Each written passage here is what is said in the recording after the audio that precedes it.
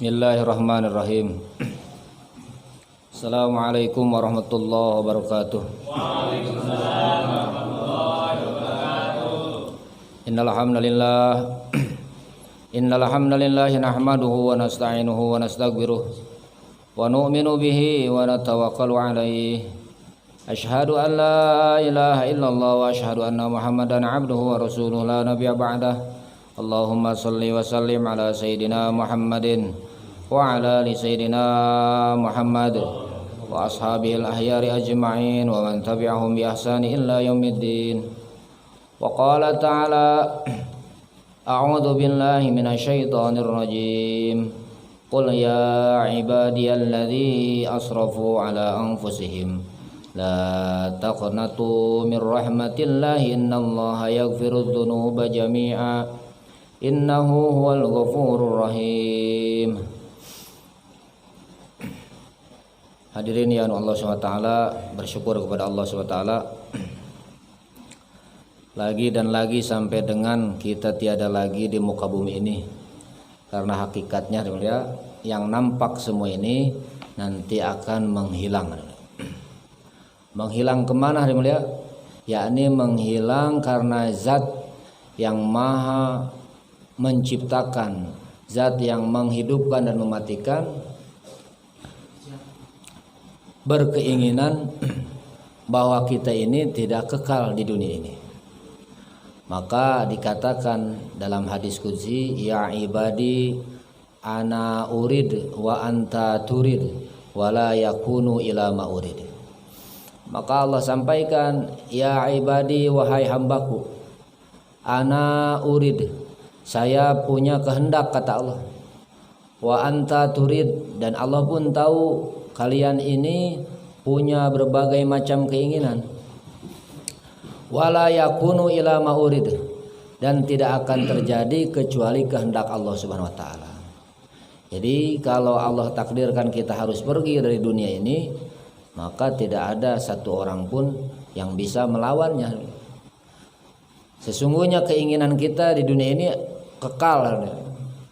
Sesungguhnya panjang umur, doa kita tidak ada yang pendek umur. Semua manusia doanya panjang umur, ya Allah panjang umur semua. Saya belum menemukan ada doa ya Allah pendekkan umur saya, tidak ada. Semua berdoa panjang umur. Tapi nanti harus ditambahkan, ya Allah panjangkan umur taat saya. Itu kadang lupa panjang umur ya, tapi tidak dipinta ketaatannya. Ya Allah panjangkan umur taat saya. Jadi supaya di samping panjang umur, kita ini dalam ketaatan kepada Allah Subhanahu wa taala. Hadirin yang mulia, jadi itu tidak ada yang bisa melawan ketetapan Allah Subhanahu wa taala. Maka hadirin mulia, dalam kesempatan ini ada berbagai macam amalan-amalan yang akan merusak hati kita. Nah, ini perlu diketahui bahwa karena hidup di dunia ini kita ini diperintahkan harus berbanyak amal, ketaatan kepada Allah SWT. Namun nanti ada yang merusak amalan-amalan kita, yakni amalan kita sepertinya banyak, padahal nanti ketika di hadapan Allah kosong. Nah, ini manusia yang disebut manusia yang bangkrut. Disebut oleh Rasulullah dalam hadisnya, ada nanti sekumpulan manusia yang bangkrut. Lalu sahabat bertanya, bangkrut itu seperti apa? Maka Rasulullah bertanya lagi, wahai sahabat, apa itu bangkrut? Sahabat menjawab, bangkrut itu tidak punya harta, usahanya gagal. Kata sahabat bukan, kata Rasulullah bukan. Mana yang bangkrut? Itu orang-orang yang banyak sholat, ibadah, puasa, tapi rusak dalam ibadahnya, terlebih-lebih tidak mau mengajak orang untuk ibadah. Ini orang yang nafsi-nafsi, orang yang masing-masing. Jadi tidak punya risau kepada tetangganya, tidak punya risau untuk memakmurkan masjid, tidak punya risau untuk bersosial, menyendiri saja, tidak mau gaul. Termasuk diajak gotong royong tidak mau pun itu juga sama. Diajak kerjasama, diajak untuk kemakmuran masyarakat, kemakmuran agama, kemakmuran masjid itu tidak mau, maka itu nanti hari mulia manusia yang bangkrut. Hadirin yang Allah, yaumil akhir. Yaumil akhir itu apa? Atau hari kiamat. Atau ada lagi dalam Al-Quran Al-Qari'ah, sama saja hari kiamat juga. Maka kelak di yaumil akhir yang akan diterima Allah Subhanahu wa taala, siapakah dia? Yaitu yang mempunyai qalbun salim, adalah pemilik qalbun salim. Maka di sana ada, di Bandung sana ada namanya manajemen qalbu ya. Itu untuk menjadikan qalbun salim. Apa qalbun salim? Yakni hati yang selamat atau hati yang bersih, kemudian hati itu otomatis akan selamat, disebut qalbun salim. Maka tugas kita ini bagaimana hari mulia? Menjaga hati agar selalu dalam keadaan salim, dalam keadaan selamat, dalam keadaan bersih. Maka setan ini memang yang terakhir itu kepada hati. Yang pertama lagi-lagi disampaikan, setan menggoda jangan iman. Jangan iman, kamu jangan iman. Tapi manusia ini tetap beriman. Yang kedua, setelah lolos dari ujian, dari godaan itu, sudah kalau kamu iman, tapi kamu jangan amal, kata setan. Tapi kita lolos lagi, kita beramal. Maka selanjutnya jangan ikhlas. Setelah itu ikhlas juga bisa ditempuhnya sama orang itu. Maka langkah terakhir dirusak hatinya. Bagaimana rusak hatinya? Maka setan akan memuji-muji kepada orang itu. Memang kamu ini digoda iman tidak mempan, digoda amal tidak mempan, kemudian digoda apalagi ikhlas pun tidak mempan. Maka memang kamu ini sempurna, kata setan. Kamu ini sekelas wali, kamu ini sekelas kiai, kamu ini memang subhanallah, kata setan. Kamu memang amal yang paling baik di antara manusia-manusia yang lainnya. Kamu memang amal yang paling bagus di antara manusia-manusia yang lainnya. Maka hari mulia itu nanti muncullah yang akan merusak hati, yakni apa? Ujub. Apa itu ujub? Merasa bangga atau merasa baik dengan amal perbuatan. Maka itu pun yang akan meleburkan amal-amalan kita. Jadi itu namanya qalbun, hati yang tidak selamat. Kalau yang hati yang selamat yaitu yang qalbun salim.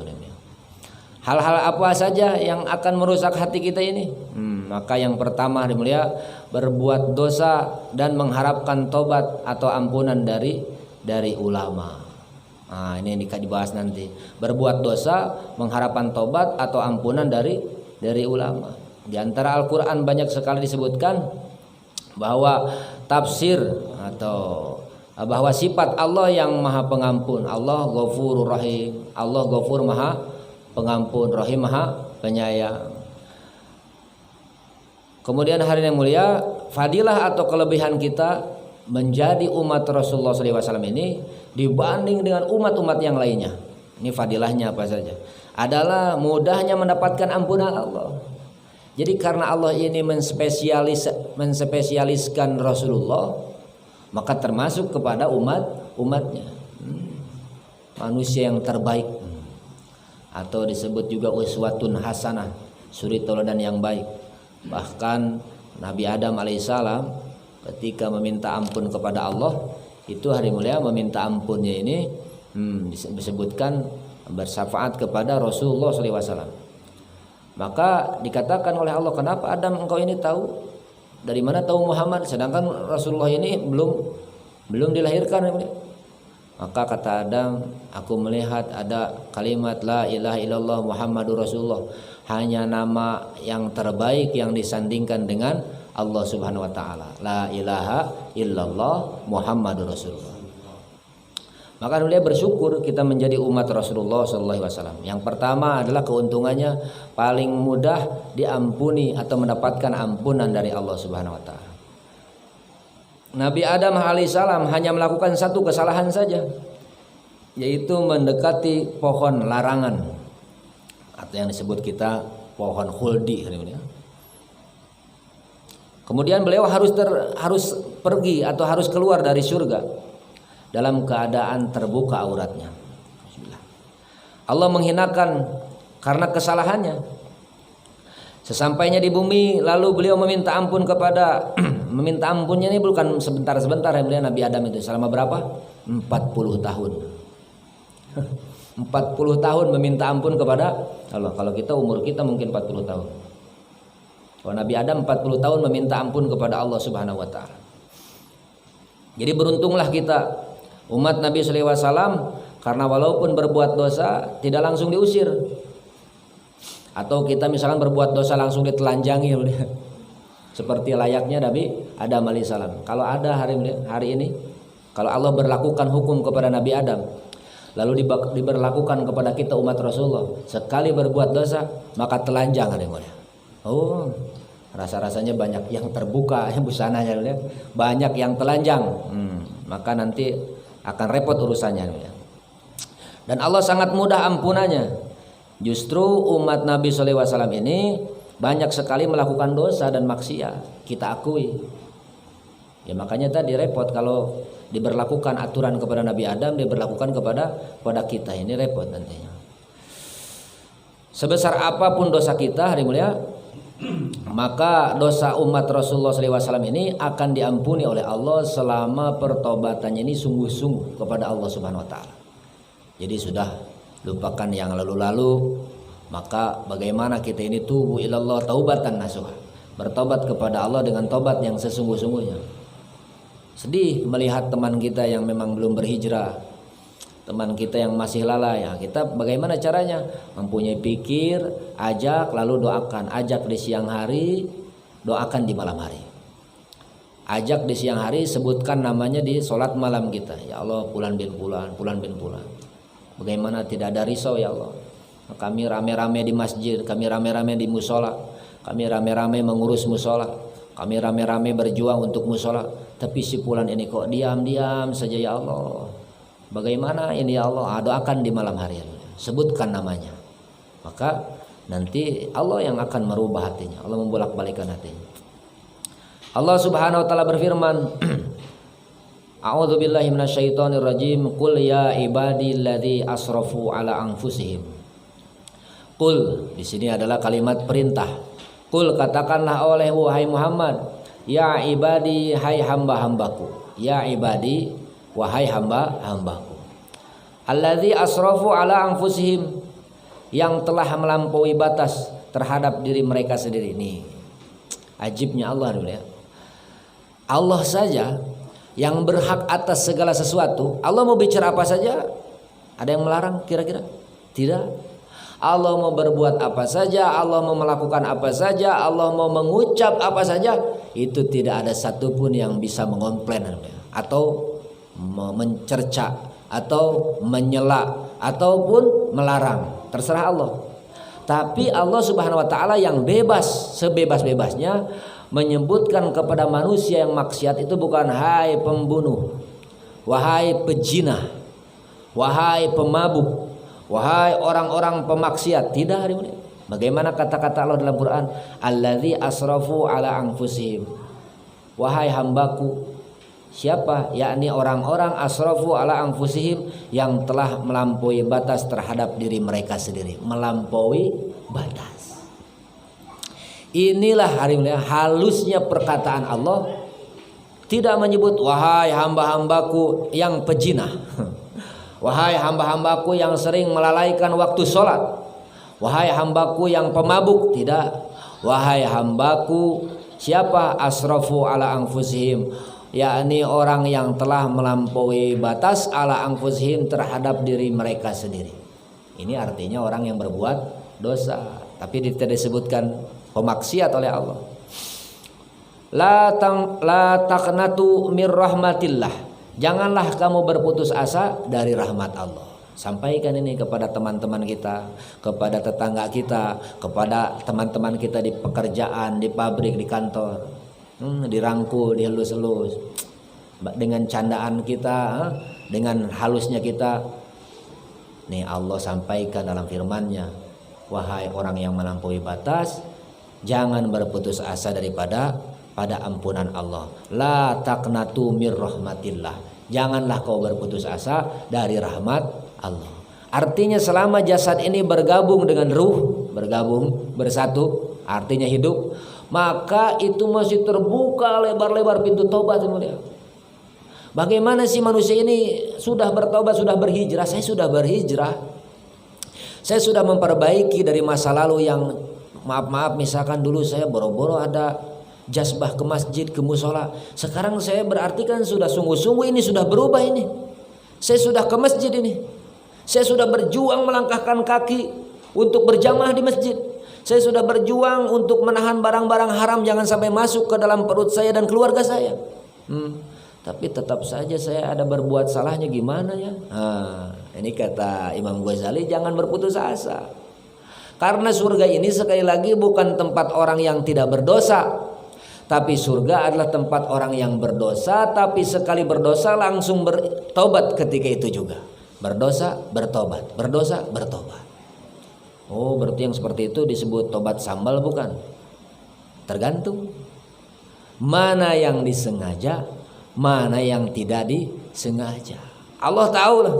Kita saja tahu sama manusia yang datang akal-akalan. Mana manusia yang tulus, manusia yang akal-akalan, kan kita tahu. Modus. Manusia yang modus datang ke kita. Ini kayaknya roman-romannya mau menipu saya nih. Kita juga peka. Bagaimana Allah hari ini? Kita saja bisa melihat bagaimana teman yang tulus berteman dengan kita, bagaimana teman yang ada apanya. Bisa keukur. Mana sahabat kita yang sejati, yang benar-benar tulus berkawan dengan kita, mana yang orang teman atau sahabat kita yang berkawan itu karena kita ada apanya, contoh. Kita bisa peka kan. Mana ini penjahat, mana ini penipu. Kita manusia, sesama manusia bisa peka. Apalagi Allah Subhanahu wa ta'ala. Jadi hadirin mulia, yang disebut tobat sambal nih yang memang disengaja. Saya sudah bertobat tidak berzina, besoknya berzina lagi. Karena kata dia biarin saja, nanti kan ada tobat lagi. Pembunuhan, hadirin mulia, kasus pembunuhan. Beda hukumnya yang berencana dan tidak berencana. Itu hukum dunia. Apalagi hukum Allah Subhanahu wa ta'ala yang jauh lebih adil daripada hukum dunia. Hukum dunia saja bijak seperti itu. Oh, ini diteliti dulu, pembunuhan berencana atau tidak berencana. Maka yang lebih parah mana? Yang berencana. Yang tidak berencana tidak terlalu parah, karena tidak berencana. Contoh, begitupun Allah, mana dosa yang sengaja dilakukan sama dosa dengan dosa-dosa yang memang tidak sengaja. Diri ini ya Allah, sesungguhnya saya tidak mau melakukan itu, tapi ya Allah saya tetap melakukan itu. Ya Allah ampuni saya, bertobat lagi. Kalau begitu diampuni tidak sama Allah? Jelas-jelas Allahu Ghafurur Rahim. Allah Maha Pengampun lagi Maha Penyayang. Ingat Pak di sini Pak, jangan terjebak dengan itu. Rata-rata mereka itu terjebak dengan itu. Wah, tobat sambal. Ya, tobat sambal itu yang begitu maksudnya, yang sengaja. Jadi kita ini yang tidak sengaja kejebak dengan itu, akhirnya kita tidak mau tobat-tobat lagi. Rata-rata saya menyebutkan, saya kalau di lapangan saya bertanya, bang kenapa abang nggak sholat lah? Kenapa bang nggak sholat? Udah punya anak istri. Saya sudah banyak maksiat, berzina berkali-kali, mabuk berkali-kali. Saya sudah pernah tobat Ustaz katanya. Tapi saya begini lagi, sudahlah kalau begitu tidak usah tobat lagi. Karena kalau saya tobat lagi, tobat sambal kan itu. Ini hari mulia yang dipakai kesempatan oleh siapa? Iblis laknatullah alaih. Jadi hukumnya tobat di dunia ini bukan sekali. Kalau tobat di dunia ini hukumnya sekali, alah repot semua manusia mulia. Mana Ghafurur Rahim? Allah Maha Pengampun lagi Maha Penyayang. Tapi di garis bawahi tadi, yang sengaja dan tidak sengaja. Bagaimana contohnya yang sengaja? Yang tadi contohnya, jinah dulu Tantan besok bangun, besok kan udah jinah beres, kita mandi junub, sudah mandi junub bersih-bersih, lalu sholat lagi, tobat lagi, besok jinah lagi. Itu berencana. Tapi yang tidak berencana ini contoh yang tidak berencana. Bagaimana yang tidak berencana? Yang tidak disengaja bagaimana? Contoh kita sudah berjuang. Contoh misalkan sekuat tenaga kita ini mau melaksanakan ibadah sebaik-baiknya. Tapi ada saja gangguannya, ada saja. Kita tidak bisa dihadang itu gangguan. Kita sudah maksimal, tapi tidak bisa dihadang itu gangguannya. Tetap saja kita lolos nih ya Allah. Ternyata lolos. Bertobat kepada Allah. Contoh lalai, terlambat sholat, bertobat. Tidak sholat pun bertobat. Tapi bagaimana ini hukumnya? Kira-kira terjebaknya di mana? Di jalan misalkan masih bisa ada rest area. Oh di mana lagi? Di kereta contoh masih bisa sholat di kendaraan. Aduh repot gitu, alasannya apa lagi ya? Berarti itu namanya nyari-nyari alasan. Itulah dosa yang disengaja. Pokoknya banyak yang tidak disengaja lah, seperti itu. Wahai hamba-hambaku, tadi disebutkan la taqnatu min rahmatillah, la taqnatu min rahmatillah. Janganlah kau berputus asa dari rahmat Allah.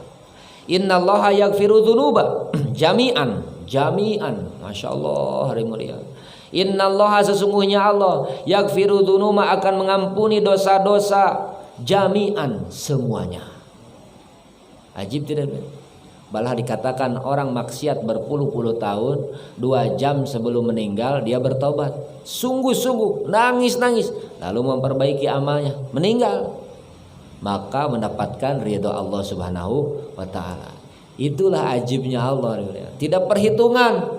Kalau kita perhitungan, contoh, kita perhitungan kalau dicontohkan, ada orang anak buah kita, karyawan, kita punya karyawan 1 tahun tidak bekerja, mangkir, tiba-tiba pas masuk lagi kerja, wih kamu hebat, ini gaji kamu setahun yang tersimpan di saya.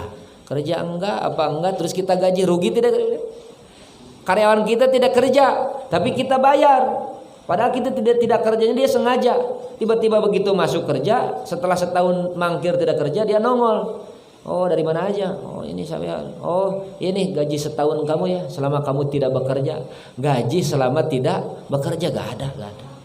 Orang yang bekerja aja sekarang dipotong-potong, bagaimana gaji yang tidak bekerja? Maka hari mulia tidak ada. Tapi Allah, dia sudah menghina Allah, sudah melecehkan Allah, sudah mengkhianati Allah berpuluh-puluh tahun. Bertobat, tubu ilallah taubatan nasuha, dengan sungguh-sungguh bertobat, maka mendapatkan ridha Allah Subhanahu wa ta'ala. Kurang gimana baik ya. Kitanya yang banyak kurang ajar sama Allah. Allah tuh gak pernah zalim kepada kita. Lalu selanjutnya innahu huwal ghafurur rahim. Tadi sampaikan, sesungguhnya Allah yang Maha Pengampun, Ar-Rahim, yang Maha Penyayang. Maka hari mulia, hadis yang tadi ini ketika Allah mengusir iblis tadi ya, yang disampaikan tadi bahwa iblis ini terusir di surga, atau Adam yang dipindahkan. Kalau ke Nabi Adam jangan terusir Pak, kurang adab. Nabi Adam diusir sama Allah, kurang adab Pak. Jadi Nabi Adam dipindahkan gitu bahasanya. Tapi kalau iblis itu jelas Pak, harus kasar gitu ya. Iblis laknatullah alaih itu begitu jabatannya juga. Iblis yang dilaknat oleh Allah SWT.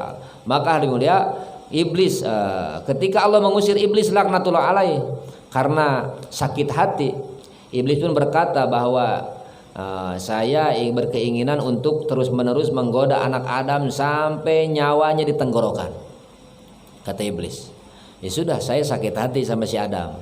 Kata iblis, maka atas perkara itu saya akan menyampaikan, saya akan menyuruh semua kalangan iblis ini akan berjanji, bersumpah akan menggoda anak Adam semuanya hingga nyawanya sampai ke tenggorokan.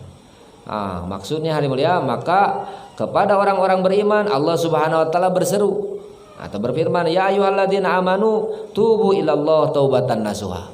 Sering-sering bertobat, karena iblis hari-hari mengincar kalian. Bagaimana tidak tergoda hari mulia? Iblis ini fokus. Kalau sesuatu yang fokus ini nyaris kepada keberhasilan. Contoh, kalau kita fokus terhadap sesuatu, pasti nyaris menuju ke keberhasilan, fokus. Maka iblis pun fokus sebenarnya. Iblis tidak mikir minyak goreng, tidak mikir bayaran anaknya sekolah. Iblis tidak memikirkan bumbu-bumbu dapur, resiko rumah, pakaian, apa saja, token listrik, enggak. Iblis fokus menggoda manusia bagaimana terjerumus semuanya ke neraka. Sedangkan kita, ya Allah, runyem Pak, di sininya runyem. Aduh, belum digoda sama iblis, bagaimana kuda-kuda kita kan? Pasang kuda-kuda. Sudah gitu kuda-kuda kita ini roboh dengan apa? Roboh dengan minyak goreng, roboh dengan token listrik, roboh dengan kebutuhan di dunia ini. Maka hadirin mulia, tidak ada lagi maka kata Allah ya ayyuhalladzina amanu tubu ilallah taubatan. Taubat ini meskipun bukan berarti kita melakukan dosa besar saja. Harusnya tiap hari-hari kita bertobat.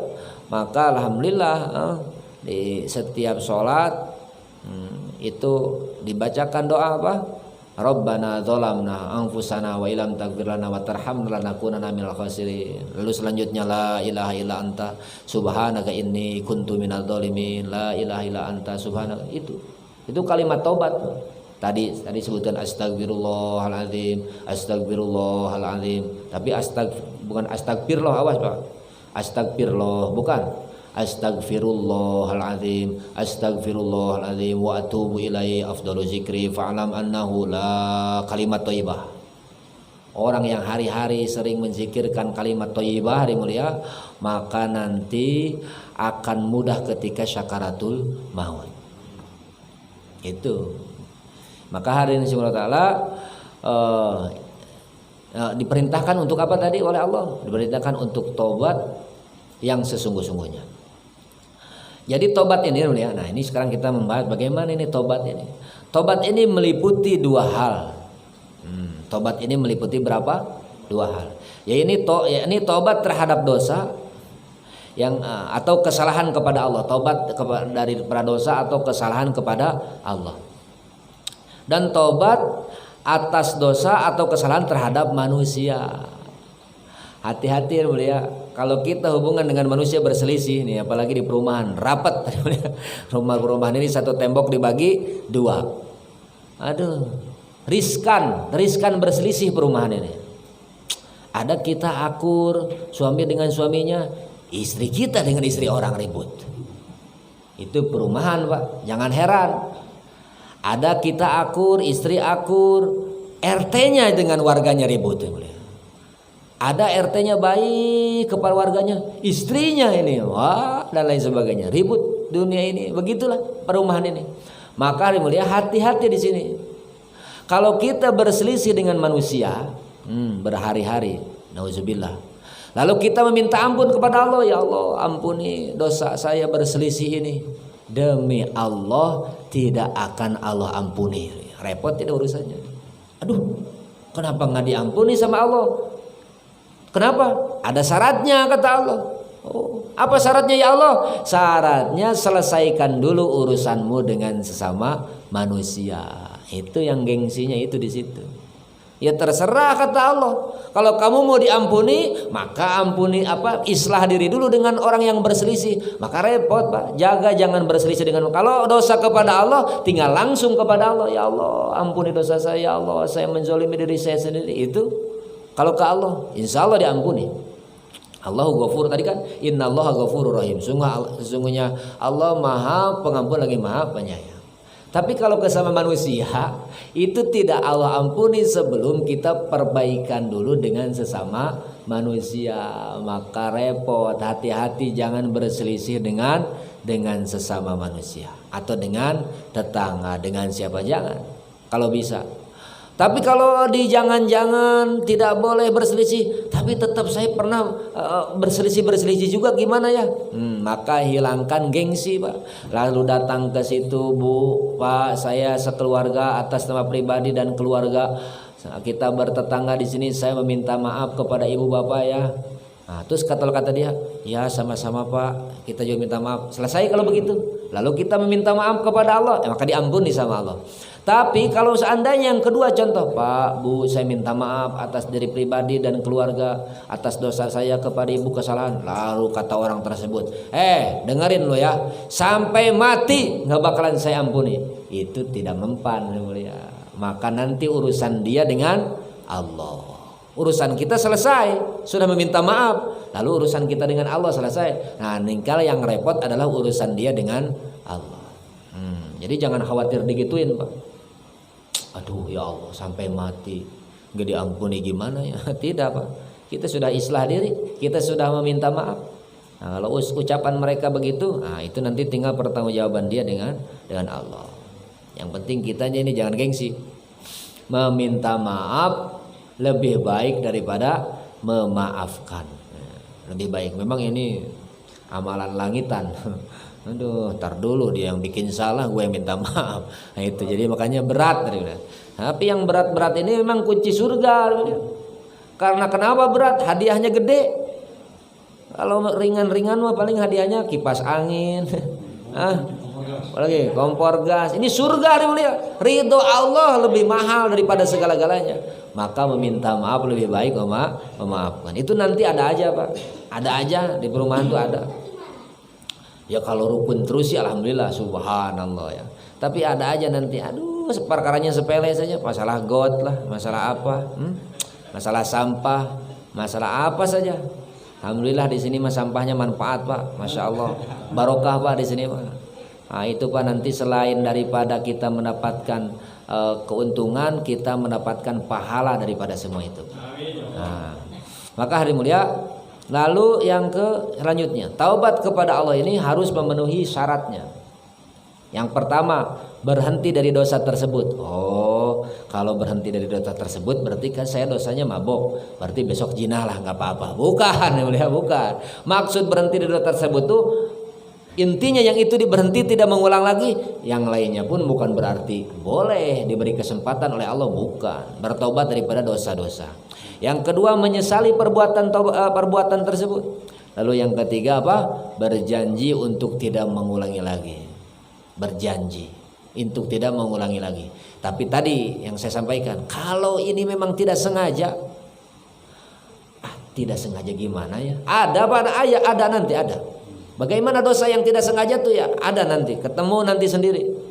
Sesungguhnya hati ini tidak mau ya Allah, tapi tetap saya melakukan itu ya Allah. Astagfirullah. Nah, bertobatlah kepada Allah. Tidak masalah. Dosa atau kesalahan kepada sama manusia ini selain 3 persyarat yang tadi ya, syarat yang tadi ditambah dengan 1 syarat lagi, yaitu menunaikan haknya. Jadi bila kesalahan menyakiti hati orang lain dengan kata-kata, maka tadi disampaikan harus meminta maaf kepada orang yang disakiti. Nunggu lebaran katanya. Nanti sajalah nunggu lebaran. Biar pas nunggu lebaran. Padahal lebaran juga itu, Pak, lebaran juga itu jarang yang seperti ini, itu tidak, kebanyakan tidak sunnah. Sebetulnya sunnah itu salaman, lalu mulut kita ditempelkan ke telinga dia, jangan sampai teriak-teriak, Pak. Maaf, Pak, yang 3 bulan yang lalu memfitnah Bapak itu saya, Pak. Itu seharusnya. Oh, ternyata lu. Wah, rabe lagi di situ, bukan, Pak. Tapi memang harusnya seperti itu. Tapi saya rasa kalau di lebaran itu insya Allah, Pak. Wah, bahaya, Pak, kalau sampai lebaran saja itu tidak islah diri, tidak islah juga, tidak baikan juga. Oh, bahaya, Pak. Jangankan nunggu lebaran, 3 hari saja berturut-turut itu dilarang oleh syariat agama. Nah, di sini banyak, Pak, yang akan merusak hati. Yang pertama tadi berbuat dosa. Yang kedua, mungkin 2 saja yang bisa disampaikan di sini. Yang kedua, berilmu tapi tidak diamalkan. Yang satu tadi berbuat dosa, berbuat maksiat ya. Mengharapkan yang kedua adalah berilmu tapi tidak diamalkan.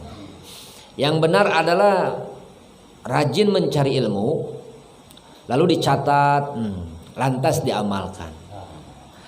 Ketika seseorang sudah mengikuti suatu majelis ta'lim seperti ini, maka yang benar ini yang langsung ada perubahan dalam hidupnya.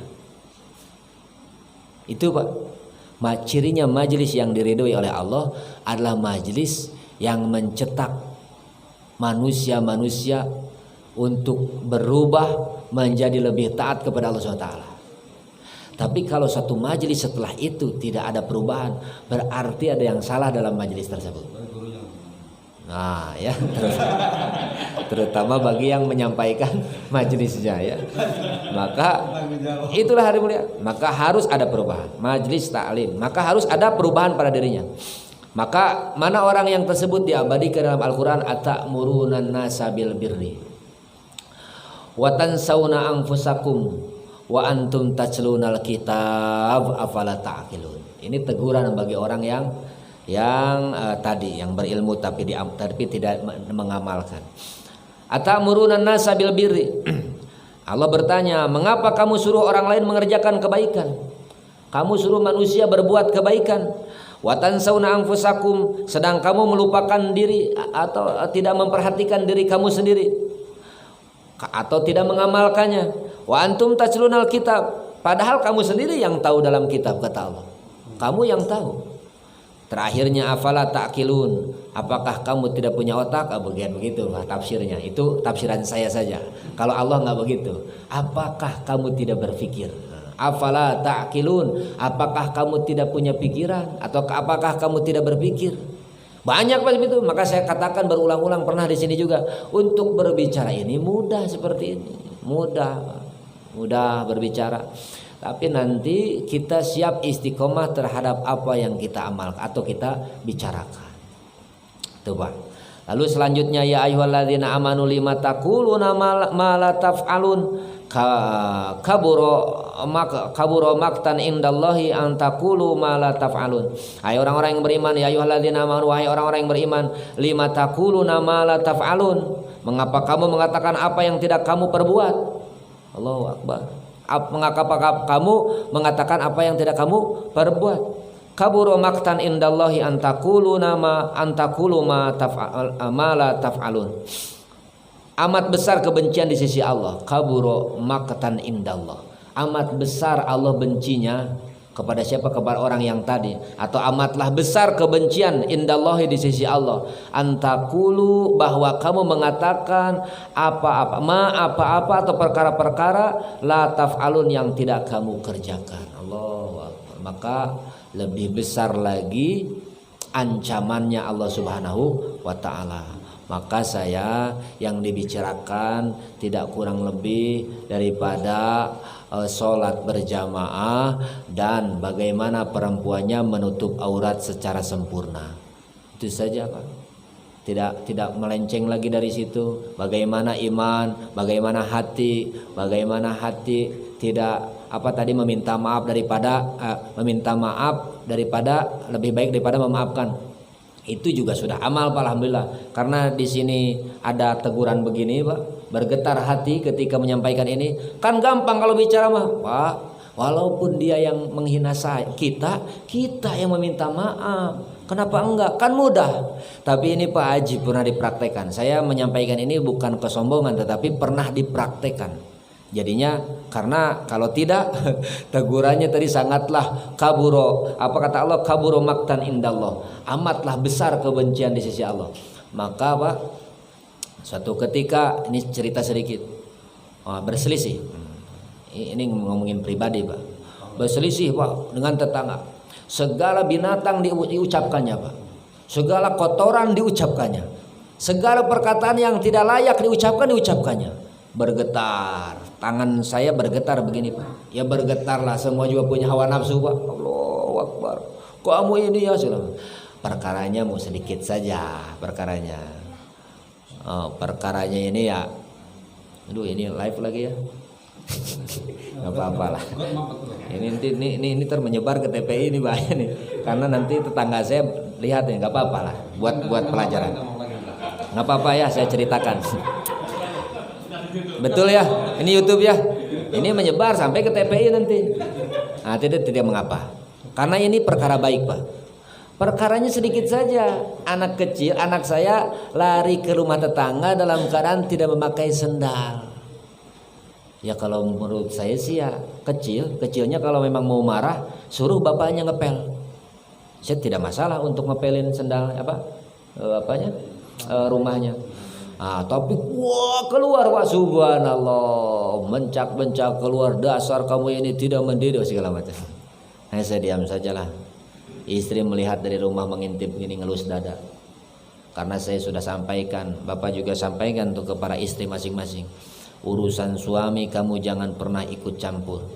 Urusan suami ya urusan suami. Urusan istri suami ikut campur. Awas, jangan dibalik. Kalau urusan suami kamu diam saja. Kalau lebih baik daripada diam, doa saja di dalam. Tapi kalau urusan kamu itu urusan suami. Kenapa sih begitu? Gak adil namanya. Bukan gak adil. Istri makmum kita imamnya. Mana ada imam yang ikut makmum, Pak? Ntar makmum misalkan, ayo takbir, imam di depan, kata makmum Allahu Akbar, baru imamnya. Sholat apa yang seperti itu? Tidak, Pak. Atau misalkan supir, para penumpang, ayo gantian nyupir, saya di sini. Nah, gak bisa, supir tetap yang nyupir. Gitu, Pak. Maka singkatnya, setelah itu ribut lah. Setelah ribut, maka saya diam. Sampai yang lain bilang, Ustadz nih nggak punya hati kali ya. Kenapa diam saja? Saya aja yang melihatnya udah pengen loncat ini. Seandainya saya diperintahkan sama Ustadz untuk memukulnya, saya pukul. Wah, segala macam lah. Saya diam. Lalu setelah itu dipikir, tapi tidak tegur sapa jadinya. Ditegur melengos, ditegur melengos. Lambat laun, oh bukan begitu caranya. Maka datanglah ke rumahnya meminta maaf. Saya minta maaf atas nama pribadi dan keluarga segala macam. Itu baru sakit-sakitnya dihina-hina, Pak. Oh, bolak-baliknya 2 kali. Sudah nyampe ke depan rumah, balik lagi ke rumah. Kenapa? Kata istri, balik lagi. Masa saya yang minta maaf sih? Kan dia yang memaki-makinya itu. Manusiawi, Pak. Tapi siapa yang menyampaikan perkara lalu dia tidak mengamalkannya, maka amat besar kebencian Allah di sisi Allah. Aduh, ini Pak, resikonya tuh begitu memang. Akhirnya bismillah. Setelah minta maaf, kata dia, ya saya juga sama sekeluarga minta maaf. Subhanallah, Pak. Apa yang terjadi? Ternyata langsung setelah itu apa yang diinginkan saya terjadi kepada orang itu. Apa yang diinginkan? Itu 2 perkara. Suaminya menjadi ahli masjid, istrinya tertutup aurat secara sempurna. Mudah. Ternyata putuskan dulu gengsi kita ini, putuskan dulu tali pengikat iblis ini. Setelah kita menjalankan, ternyata apa yang kita inginkan dan Allah Rasulnya inginkan terjadi, Pak, seperti itu. Tidak perlu repot-repot. Ternyata alhamdulillah, ini bukan perkara yang sepele, Pak, yang seperti itu. Maksudnya alhamdulillah menjadi taat, menjadi ahli masjid, kemudian istrinya mengerti tentang bab aurat yang sekarang ini banyak yang melalaikannya, Pak. Lalai sekarang ini banyak. Bahkan suaminya juga banyak yang tidak menyuruh istrinya menutup aurat, banyak. Malah kalau istrinya sudah berpakaian begitu, mau kemana kamu? Kayak nenek-nenek. Ganti dong sama yang lebih bagus, seksi. Ini suami kurang ajar yang gitu, Pak. Yang ketiga, terakhir, 2 ya. Yang ketiga, beramal tapi tidak ikhlas. Artinya beramal tapi takabur, Pak. Itulah, Pak, yang penutup mungkin yang akan merusak hati kita ini. Ini banyak, tetapi di sini disampaikan 3 perkara saja. Berbuat dosa, berilmu tapi tidak mengamalkannya. Yang ketiga adalah beramal tapi tidak ikhlas. Tidak ikhlas itu beramal karena ada apanya. Artinya nanti kalau lagi banyak orang di mushola, saya datang dong, harus di situ biar saya tampil. Kalau berjamaahnya sedikit, ogah ke situ, nggak ada yang ngeliatin. Gitu ya. Maksudnya berarti itu tidak ikhlas karena ingin mengharap pujian manusia. Tapi gini, Pak, awas, hati-hati. Ini pakai jebakan setan juga. Ketika kita yuk insya Allah kita ramaikan mushola ar-Rahman dengan taklim, dengan berjamaah, dengan apa misalkan, lalu setelah itu nggak usah ngajak saya. Kamu ini lebih baik kalau saya nyamannya di rumah, karena saya ini takutnya kalau ke masjid ini ria. Takut ria. Malah kamu pun itu seolah-olah kamu ria seperti itu. Itu kata setan itu, Pak. Maka mulai ingat, ibadah itu ada ibadah yang harus ditampakkan dan ibadah yang bisa tidak ditampakkan. Ngaji bisa sembunyi, apalagi puasa bisa tidak ditampakkan, puasa ngaji. Lah kalau salat berjamaah bagaimana disembunyikannya? Saya mau salat berjamaah tapi disembunyikan. Bagaimana disembunyikannya? Maka ini perkara yang harus ditampakkan. Memang harus ditampakkan. Jadi ada ibadah yang bisa disembunyikan, ada ibadah yang tidak bisa disembunyikan dan malah harus ditampak-tampakkan. Harus kita tampak-tampakkan, berjalan ke masjid, syiar, tidak mengapa. Bagaimana kalau ada bisikan takut ria?